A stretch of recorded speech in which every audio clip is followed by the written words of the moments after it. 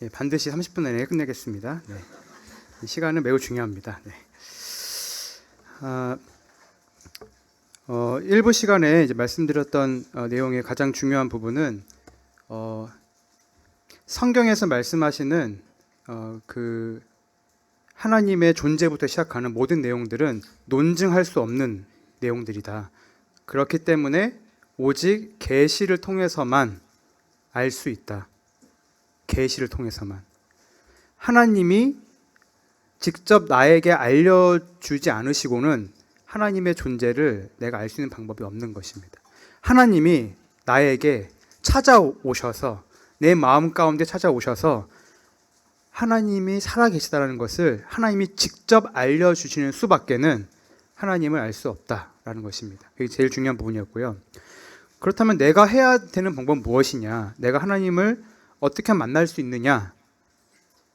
정직한 마음을 가지고 이것이 정말 사실일까?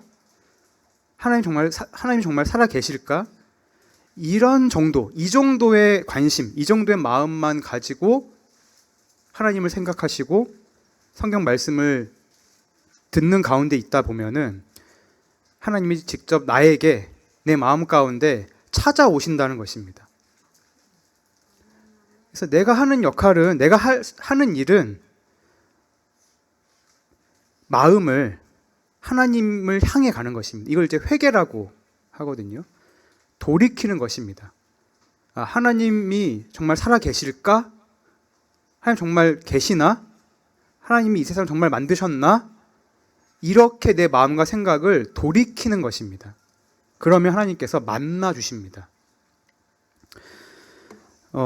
이제 그렇게 하나님을 만났을 때 핵심적인 이제 구원은 죄에 대한 것이었는데 그 죄에 대한 해결은 나에게 있지 않고 예수 그리스도라는 죄가 없는 분으로 오신 사람이긴 사람인데 죄가 없는 사람. 이해가 안 되죠? 믿음이 필요한 부분이라고 말씀을 드렸습니다. 그 예수 그리스도에게 내 죄가 모두 전가됐다. 그래서 예수님의 십자가의 죽으심이 내 죽음이었다. 내가 죽은 것이었구나. 이것을 깨닫는 것입니다. 깨닫는다는 것이 되게 중요한 용어인데 깨닫는 것은 외부적으로 주어지는 것입니다. 깨닫게 해주셔야 됩니다. 이것도 하나님께서 빛을 비춰주셔서 예수님의 죽음이 그냥 일반적인 죽음이 아니라 내가 죽은 거였구나 라고 보여주셔야 되는 것입니다. 이 부분도 내가 의지를 가지고 그러면 제가 한번 성경을 열심히 읽어볼게요. 공부해 볼게요 라고 하는 것이 아니고 마음 가운데 이것이 정말 사실일까라는 마음을 가지고 이 예수님의 십자가를 생각할 때 하나님이 깨닫게 해주시는 것입니다. 그렇게 이제 구원을 받은 이후의 삶에 대해서 오늘 이제 이 시간은 말씀드리려고 하는데 구원 이후의 삶에 대해서는 하나님께서 뭐라고 하셨냐면은 하나님의 자녀로서의 삶이 시작된다고 말씀하십니다. 하나님의 자녀입니다. 그 전까지는 뭐였을까요? 하나님의 원수였습니다. 성경의 표현이 좀 적나라하지만 마음으로 원수가 됐다고 되어 있습니다. 원수는 뭐죠? 만나면 서로를 죽여야 되는 그런 상대가 원수입니다. 그러니까는 하나님의 원수라는 것은 내 마음 가운데, 그러니까 내가 하나님을 원수로 생각하는 것입니다. 너무 놀랍게도 이 죄의 본질적인 특성은 하나님의 것을 밀어냅니다. 이 복음 집회 오는 게 왜 이렇게 안 오시는지 아세요? 본능적으로 싫은 겁니다. 놀랍게도 하나님 얘기, 예수님 얘기를 하면은 본능적으로 사람들이 밀어내요. 너무 많이 당했죠, 우리는. 전도지를 그렇게 주고 마치 내가 얘한테 아무런 잘못이 없는데 빚진 사람 마냥 제발 좀 한 번만 와줄 수 없겠니? 막 이러면서 애걸복걸 하잖아요.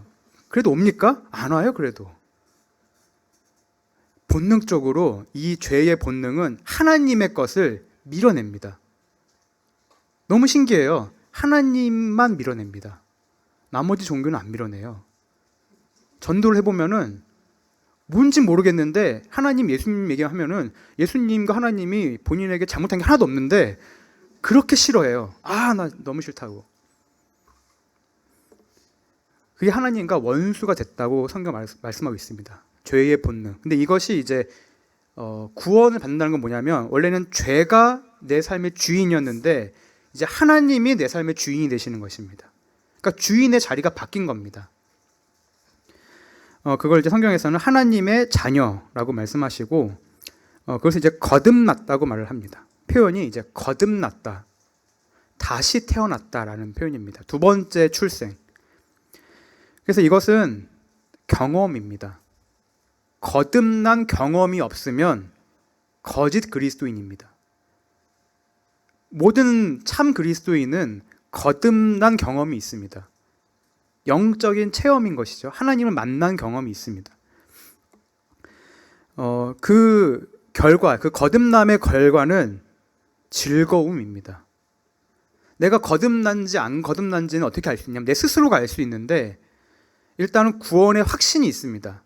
그것은 뭐냐면 내가 다른 거는 잘 모르고 아직 성경을 내가 한 번도 안 읽어봤으니까 잘 모르고 교회도 안 다녀봤으니까 잘 모르겠는데 이 복음이 사실이라는 것을 믿었으면 하나 확실한 건 뭐냐면 예수님 덕분에 천국에 간다는 확신이 있습니다. 나머지는 잘 몰라요.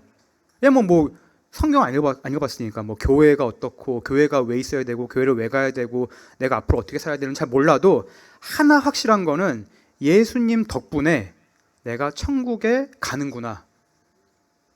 내가 앞으로 어떠한 삶을 살더라도 앞으로 죄를 짓고 마음으로도 죄를 짓고 말로도 죄를 짓고 온갖 종류의 죄를 앞으로 짓겠지만 그 모든 죄의 값까지도 이미 예수님이 자기 죽음으로 다 갚아주셨기 때문에 예수님 덕분에 내가 천국에 가는구나.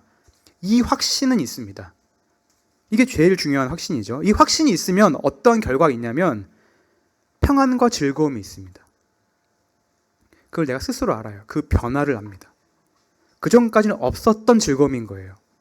그걸 내 스스로 모른다면 구원받지 않은 것입니다. 우리가 교회로 모이는 이유는 천국 가기 위한 수련이 아닙니다. 이게 굉장히 중요합니다. 대부분의 이 복음을 갖지 않은 교회들, 진리 안에 있지 않는 수많은 교회라는 곳들에서는 천국을 가냐 마냐는 하나님만 아시기 때문에 열심히 해야 됩니다. 열심히. 그렇지 않습니다. 우리가 열심히 교회 생활을 하는 이유는 이 사실이 너무나 기쁘고 즐겁기 때문에 그 즐거움을 표현하는 것입니다. 물론 처음에는 갓난아기이기 때문에 표현을 잘 못해요. 잠깐 애기 한 번만 더 하겠습니다. 22개월짜리 아기가 있죠. 갓난아기이죠. 아직은 말도 잘 못해요. 태어났잖아요, 그렇죠? 태어나서 성장을 했지만 충분히 성장을 못했기 때문에 아직 저에 대한 효도를 할까요? 기대도 안 하지만 못합니다. 성장이 필요한 것입니다. 갓 구원받은 성도는 사실은 본인이 구원받았는지도 모를 수도 있어요. 그런 경우도 있습니다. 특히 모태신앙인 분들과 교제를 많이 하다 보면은 자기는 계속 구원을 안 받았대요. 그러냐? 그럼 왜 그런 생각을 하는지 계속 한 몇 시간 동안 얘기를 하다 보면은 아무리 생각해도 이분은 구원 받았거든요. 다 믿는데요. 다 믿는데 구원 받지 않았대요. 그런 게 어디 있습니까? 그냥 본인이 모태신앙이다 보니까 자기가 구원 받았는지 어떻게 보면 어떨 때는 믿는 것 같은데 또 어떨 때는 안 믿는 것 같대요. 왜냐? 이 내 마음과 생각과 행동을 보니까 이 교회에 있는 여러 성도님들과 다르다는 거예요. 충분히 이해는 됩니다. 그러니까 성화와 구원을 헷갈리고 있구나. 그러니까 구원을 받고 이 완성품이 나올 거라 생각했던 것 같아요. 그렇지 않습니다. 하나님의 자녀로 다시 태어나는 것이기 때문에 처음에는 갓난아기처럼 젖을 먹어야 됩니다. 고기를 먼저 못 먹어요. 이미 애기기 때문에. 그런 말씀이 있잖아요. 성장을 해서 이제 하나님께 효도를 하려고 하는 마음까지 생기면 이제 충분히 성숙을 한 거죠. 그래서 성숙된 그리스도인의 모습은 이 교회에 올 때, 예를 들면 주일 예배에 올 때 어떤 마음으로 오냐? 감격과 기쁨과 그냥 표현하고 싶은 거예요. 아버지께 효도하고 싶은 마음이 생기는 겁니다. 쉽게 말하면. 그래서 이 감사를 표현하고 싶은 겁니다. 우리 하나님 아버지께서 나를 이렇게 사랑하시다니 내가 표현을 하러 간 날이 왔구나. 기대가 되고 준비하게 되고, 이것이 이제 장성한 성도의 모습인 거죠. 근데 그렇지 않을 때는, 갓난아기 상태일 때는 귀찮을 수 있습니다. 근데 그거를 가지고 헷갈리는 거예요. 저는 뭐 구원 받았다고, 다 성경에는 모든 걸 다 믿고, 부활도 믿고, 예수님도 믿고 다 믿는데, 교회 오는데 기쁨이 없대요. 그럴 수 있다. 그걸 착각하지 말아라. 믿음에 대한, 그 구원에 대한 분명한 것은 내 감정이나 그런 것이 아니다. 영생은 곧 유일하신 참 하나님과 그가 보내신 예수 그리스도를 뭐라고 되어 있죠? 아는 것입니다. 아는 것. 이게 굉장히 놀라운 말씀인데, 정말 믿는 것과 아는 건 뭐가 차이가 있을 것 같으세요? 아는 것은 뭐냐면, 그렇구나. 제 애기 이름이 김현서입니다. 김현서. 이제 아셨죠? 그전까지 모르셨을 거 아니에요, 그렇죠? 예수님이 죄가 없는 사람으로 이 땅에 오셔서 나를 대신해서 죽으시고 부활로서 죄가 없음을 증명하셨다. 아셨나요? 그럼 그게 영생이라는 것입니다. 알았으니까. 근데 알려줘도 모르는 사람이 있습니다. 듣고 나서 그래요? 잘 모르겠는데. 그럼 왜 그럴까요? 안 믿는 것입니다. 그렇구나. 그렇군요. 그게 아는 것이라는 것입니다. 알게 된 것이죠. 이해가 되시나요? 그러니까 믿는 것과 아는 것은 묘하게 좀 다른데, 모르던 것을 누군가로부터 듣고 그렇구나 하고 믿는 것이 아는 것입니다. 제 아들의 이름을 알게 되신 것처럼. 사실은 믿는 것이잖아요. 등본을 열어보셔야 김현서라고 하는지 정말 근데 저는 형제님의 말을 잘 못 믿겠고요. 제가 형제님 아들의 이름이 정말 김현서인지 알아봐야 되겠습니다. 그럼 주민등본을 열어보시면 되죠. 근데 김현서군요. 그거는 제 말을 믿기 때문입니다. 왜 믿을까요? 설마 아버지가 아들 이름을 거짓말하겠어? 하나님께서 우리를 사랑하시고 이 우주를 만드신 하나님이시라면 성경이 거짓말하겠어? 그런 믿음을 가지고 예수님이 내 죄 때문에 내 모든 죄를 다 십자가에서 용서하셨구나 라고 알게 되는 것이 영생이라고 말씀하시는 것입니다. 그래서 이것을 알게 됐을 때 이것을 이제 하나님의 자녀로 거듭났다, 두 번째 태어났다고 말씀을 하시고, 그 이후의 삶은 어떤 삶이냐면 즐거움입니다. 다 합쳐서 말하면 즐겁게 사는 것입니다. 그리고 놀랍게도 이 복음의 본질은 사실 예수님이 내 대신 죽으신 거잖아요. 그러니까 내가 죽은 거잖아요. 그래서 사실은 이 구원 이후의 삶도 그러면 이제 내가 예수님의 능력과 하나님의 능력을 힘입어서 내가 이 땅에서 열심히 살아가는구나가 아닙니다. 난 죽었어요. 나는 없습니다. 나는 이미 아담의 후손으로 태어나면서부터 죄의 종으로 태어나서 하나님과 원수로 살다가 지옥에 갈 운명이었는데, 하나님의 은혜로 이 모든 것을 이미 준비하신 것을 복음을 통해서 중간에 깨달은 거죠. 지옥으로 가는 길에 너무나 다행히도 이 복음을 듣고 천국으로 가게 된 것입니다. 그러면 내가 살아났나요? 하나님의 자녀로 태어났다는 것은 뭐냐면, 그러니까 앞으로 이제 내 마음대로 내가 하고 싶은 거를 기도를 통해서 하나님의 전폭적인 지원을 받아서 내가 하고 싶은 대로 살아가는 것이구나. 그런 것이 아니고 나는 여전히 죽었습니다. 난 여전히 없어요. 자신을 위해서 살지 않고 오직 그들을 대신하여 죽었다가 다시 살아나신 이게 예수님이죠. 예수님을 위해서 살게 하라 함이라고 되어 있습니다.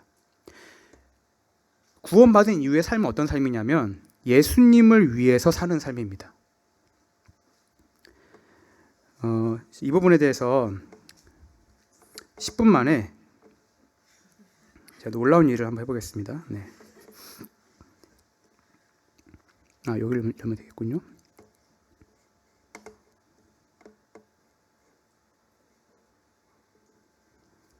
여기서 이렇게 바꾸면 바뀌네요. 네.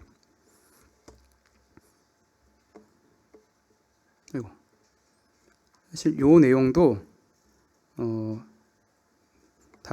저희 다른 모임에서는 2시간 정도 했던 성도 집회 말씀인데 10분만 해보겠습니다. 할 수 있습니다.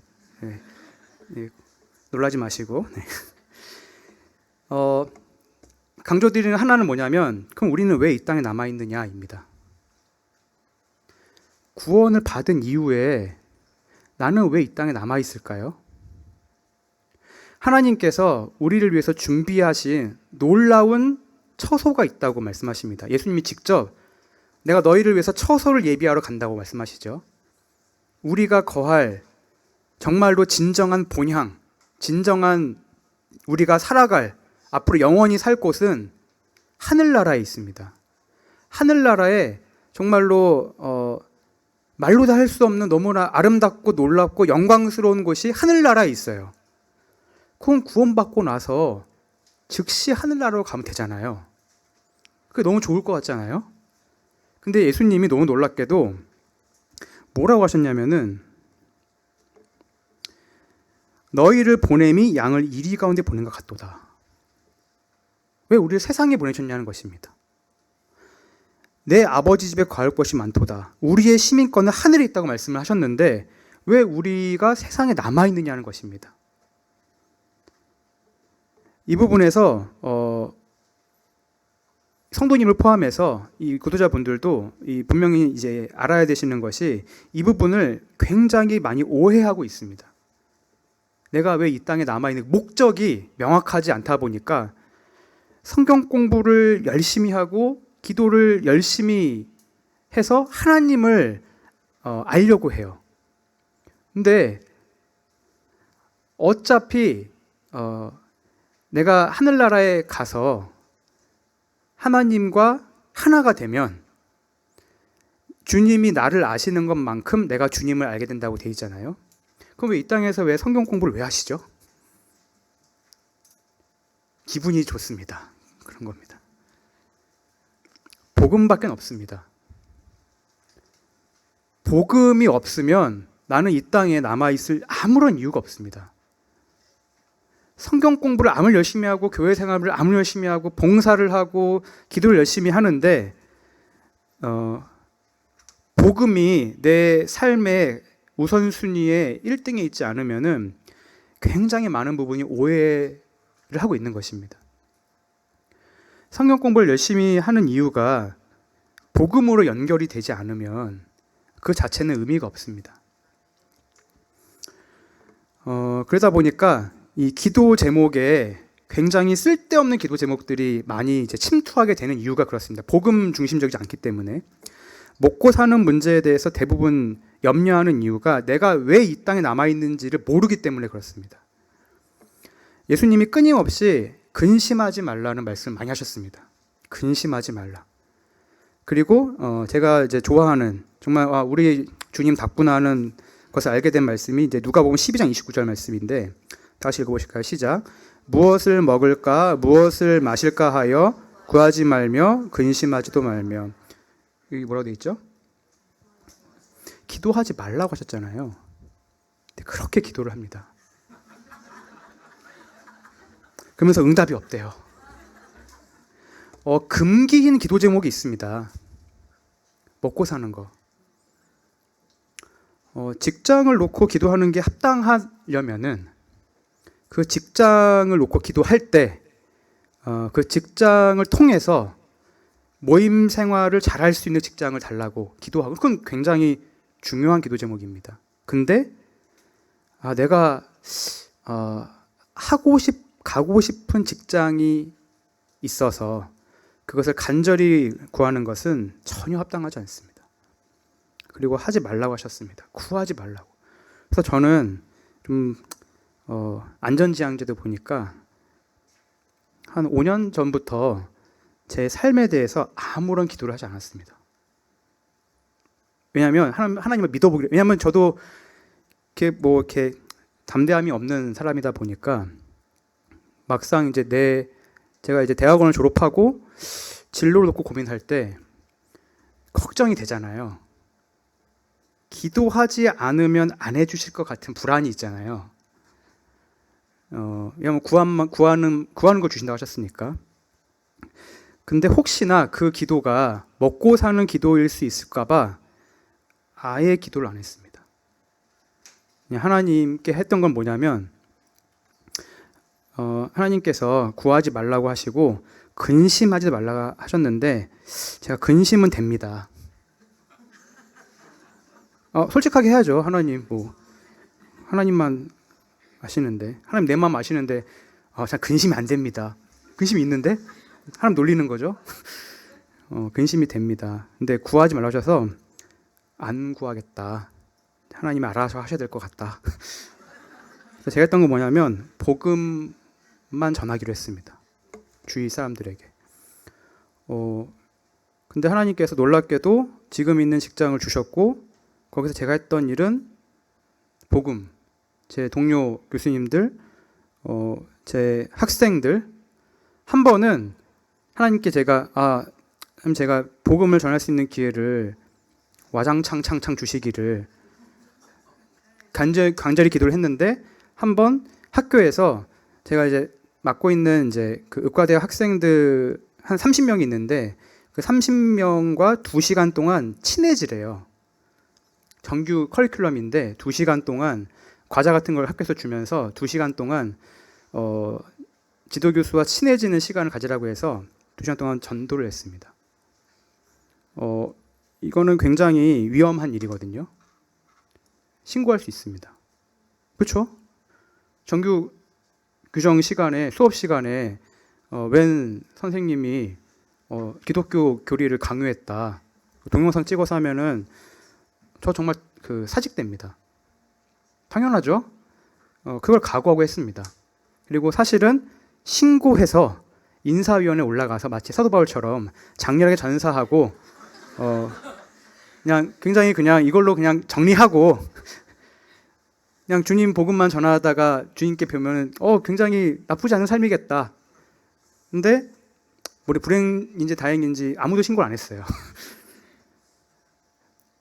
그렇게 했을 때 하나님께서, 전 지금도 그 복음, 제 기도 제목은 다 구도자로 가득 차 있는데,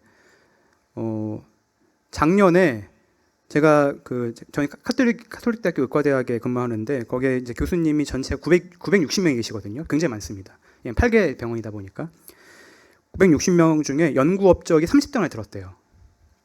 30등 안에 들었대요. 30등 안에. 저는 연구한 기억이 없어요. 근데 하나님이 그냥 알아서 하시는 것입니다. 그래서 점점 더 경험할수록 제 삶에 대한 힘이 빠지고 있습니다. 기도를 이제는 주위 사람들에게까지 하지 말라고 합니다. 내가 안 해보니까 너무 좋아. 왜 그러고 고생하고 있어, 쓸데없이. 하나님 알아서 하시는데. 그런 삶이 이제 주어지는 것입니다. 하나님 그렇게 약하신 하나님 아니시고 실존하시고 전능하신 하나님이시기 때문에, 그리고 죽기로 결정하신 분이잖아요. 하나님은 자기 자신을, 나를 하나 구원하기 위해서 본인이 죽기로 결정하신 분입니다. 그 하나님이 내 삶을 책임져 주시겠대요. 근데 두려울 게 있습니까? 근심을 하는 순간 하나님을 기만하는 것입니다. 내 마음 가운데 내 삶에 대한 근심이 있다면 하나님을 기만하는 것이에요. 굉장한 불순종이고 굉장한 죄를 짓고 있는 것입니다. 그래서 근심하지 않으셔야 돼요. 내 마음에 근심이 있는 것이 문제인 것입니다.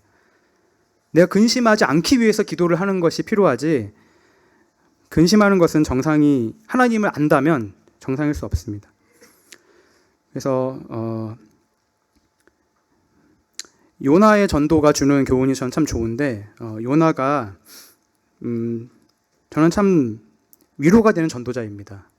왜냐하면 이렇게 뺀질거리는 전도자가 없잖아요. 구원은 전도자의 능력에 달려있지 않다라는 것을 요나를 통해서 알게 되는데, 잘 보세요. 요나서 3장에 보면 이게 한번 고래밥이 됐다가 나왔잖아요. 선포하라. 그러니까 이제 이거 한 번만 더 안 하면 죽겠지. 그래서 이제 니느웨를 결국엔 가서 봐보세요. 사흘 동안 갈 만큼 굉장히 큰 성읍인데 요나가 며칠 갔죠? 하러 갔습니다. 얼마나 싫은 거예요 이게. 3일 동안 3일 왜 이게 써 있을까요? 3일 동안 갈 수 있는 거리면 3일을 가가지고 전도를 해야죠. 근데 하라고 하니까 하긴 하는데 이제 신용만 하는 것입니다. 싫으니까. 외쳤대요. 너네 회개 안 하면 죽어. 회개 안 하면 죽어. 그래서 그냥 됐다 하고 이제 했는데 너무 놀랍게도 회개를 했어요. 니느웨가.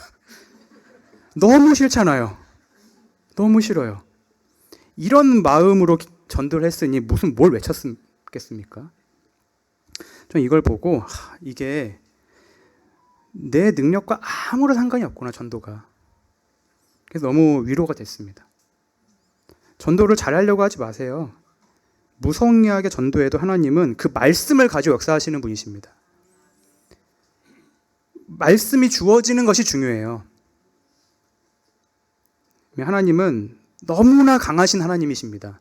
내 수준으로 생각하는 순간 전도도 내가 이 사람에게 그치 내가 전도를 하면은 지금까지 쌓아온 모든 우정도 금이 갈 수도 있고 앞으로 전도를 못할 수도 있고 전도 집회 못 들어올 수도 있어. 오늘은 아니야. 그렇게 약하신 하나님이 아니시라는 것입니다. 마음 가운데 저항할 수 없는 성령의 감동하심이 있을 때가 있잖아요. 저는 저희 큰아버지가 전립선암으로 투병하신 게 마음 가운데 짐이 되다가 안 믿는 가운데 계셨는데 어느 날 그분을 위해서 기도를 하는데 어떻게 기도했냐면 하나님 전도자를 보내주시고 꼭 구원받게 해주려고 했는데 하나님 마음 가운데 네가 가라. 네가 가라고. 그 마음이 있어서 근데 하나님 저 내일 월요일인데 일요일 날 이제 교회 연차를 쓰고 갔습니다. 연차를 쓰고 한 1시간 반 거리거든요. 부천까지. 저희 집에서 가서 전도를 했는데 시인하셨어요. 구원을 제가 이제 되게 단순하게 뭐 되겠어 라는 마음으로 어쨌든 근데 성령께서 주시는 강력한 마음이 있으니까 가야겠지? 가기는 좋진 않은데 연차를 그 귀한 연차를 쓰고 1시간 반은 가서 전도를 했는데 하나님이 입술을 여셔서 구원을 고백하시는 것을 듣게 하셨습니다. 그리고 2주 뒤에 돌아가셨어요. 그런 삶을 경험하다 보니까 나머지는 아무런 관심이 없습니다. 재미가 없어요. 삶에서 가장 재밌는 것은 영혼의 구원입니다. 거기에 내가 참여하는 거.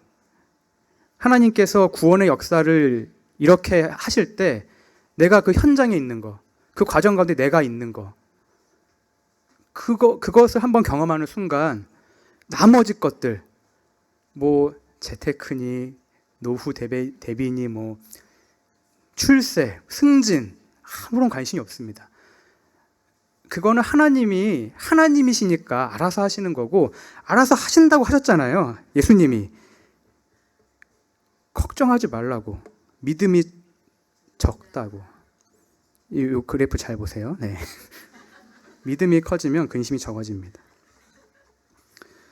그래서 전도는 선포하는 것이다. 던지고 오라는 것입니다. 던지고. 제가 그때 큰아버지 때 가서 준비된 게 없어요. 그냥 가라고 한 거니까 간 겁니다. 그래서 생각나는 말씀이 요한복음 5장 24절이어가지고 큰아버지 이 말씀 읽어보시고 잠깐 좀 얘기를 하고 싶어서 왔다 해가지고 그거 말씀을 생각나게 하셔가지고 그 말씀을 막 풀어드렸더니 믿는다고 고백하셨어요. 이렇게 되는구나.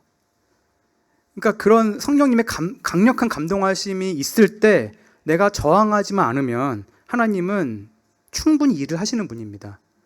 하나님의 역사는 아까도 어제부터 말씀드렸지만은 우리를 강압적으로 하시는 분이 아니시기 때문에 구원받고 나서의 모든 삶도 하나님은 나와 동역을 하십니다. 동역. 내가 하고 싶지 않은데 강제시키지 않으시고, 그리고 하나님은 내 기도 가운데 일하세요. 기도하지 않으면 아무런 일이 일어날 수 없습니다. 에스겔서에 잠깐 지금 기억이 안 나는데 되게 중요한 말씀이, 하나님께서 이스라엘 백성에게 다시 이 땅으로 돌아오게 하겠다는 말씀을 하시면서 뭐라고 하셨냐면은, 그래도 그들이 이렇게 되기를 구하여야 할지라는 말씀이 있죠. 왜 그럴까요? 하나님 우리가 동역을 하시는 형태로 일을 하시는 분이시기 때문에 너무나 인격적이잖아요. 기도가 있어야 되는 것입니다. 하나님은 내 기도 없이 충분히 다 하실 수 있는 분이세요. 전능하시니까. 근데 내 기도 가운데 일을 하십니다. 그래서 기도가 제일 중요합니다. 기도하지 않으면 아무것도 안 한 것입니다. 그래서 결산할 때가 있다는 것입니다. 안 됐죠, 시간? 네. 2분. 네. 우리의 결산을 받으실 이의 눈앞에 만물이 벌거벗은 것이 드러나느니라. 우리가 이 땅에서 어떻게 살았는지가 낱낱이 계산될 때가, 결산은 말 그대로 계산입니다. 계산. 하나님은 공의로우시기 때문에 내가 이 땅에서 그리스도를 위해서 산 모든 것을 하나도 빠짐없이 계산하실 것입니다. 왜냐하면 공의로우시기 때문에. 그거에 대한 상급은 성경에 기록되어 있지 않습니다. 왜일까요? 제 생각에는 말로 설명할 수 없기 때문에 그런 것 같습니다. 그래서 뭔가 엄청난 영광이 있는데, 그것이 성경에는 어떤 상이 있어요. 어떤 상인지는 안 나와 있습니다.